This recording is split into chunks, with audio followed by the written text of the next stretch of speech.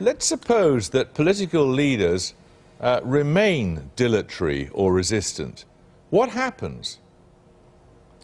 If they cannot address this in a credible way, I believe within perhaps 2 to 3 weeks we will have a meltdown in sovereign debt, which will produce a meltdown across the European banking system. We're not just talking about a relatively small Belgian bank. We're talking about the largest banks in the world, the largest banks in Germany, the largest banks in France. That will spread. It will spread to the United Kingdom, in part through sovereign debt problems in Ireland.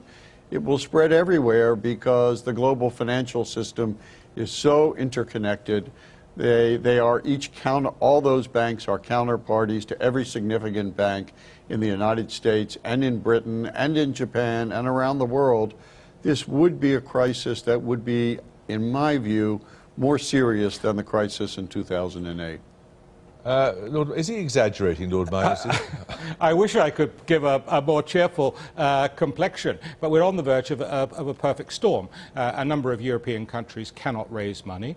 Banks are therefore increasingly worried about the default. Therefore, people won't lend money to banks, and therefore banks won't lend money to business. So something has to be done, and has to be done substantially across the whole of Europe. If you do it individually, country by country, you should simply shift the focus from one country or one bank to another. That's why in October 2008 we obliged all the major UK banks to increase their capitalisation. We're often accused, journalists, of being apocalyptic, but this is an apocalypse, isn't it? I mean, what happened to the spirit of the G20?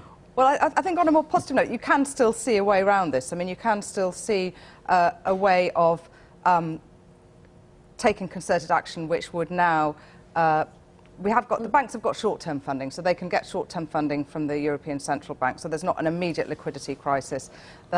If we can get a situation where the banks are recapitalised, where the Greek situation is sorted out, and the markets can therefore be convinced that Spain and Italy, which are really the big ones, will get through this, even with some trouble, and we can push things out a couple of years until that happens, then I think it can still be averted. Are we talking about a crisis here that affects, apart from the taxpayer having to bail out a bank if action is taken, if the banks go under, does it affect ordinary people? Well, it will have an effect on economic activity. It's worthwhile saying here, Jeremy, that the UK banks are pretty strongly capitalised. This is not a problem for UK and Scandinavian banks. You've already heard Dr. Shapiro say it will affect UK banks. It will affect the UK economy. It will affect the UK economy, which is why we have an interest in the outcome. But the UK banks, in relative terms, are very well capitalised compared with most European banks. Dr. Shapiro, go on.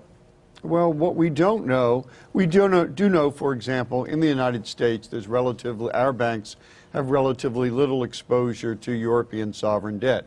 They've been getting rid of those holdings for a year. However, no one knows the state of credit default swaps held by these institutions against sovereign debt and against European banks. Nor do we know the state of credit default swaps held by British banks. Nor are we certain of how serious the exposure of British banks is to Ireland's sovereign debt problems. Right. What needs to happen right now, Lord Minus? Very significant agreement across Europe to recapitalise the banks. This problem can be solved, Jeremy. It's within the wit of man to do it, but it requires the political will of Europe's leaders to agree a programme as soon as possible. And thus far we haven't seen it, have we? No, I mean, they're talking in more urgent terms about the plan for the plan, but we haven't got the plan yet, and we need to get that now. Thank you all very much indeed. Thank you. We really need two things. We need not only to recapitalise the banks, even more crucially, we have to come up with a credible plan to preserve the stability of the sovereign debt of Italy and Spain. Okay, thank you all very much indeed.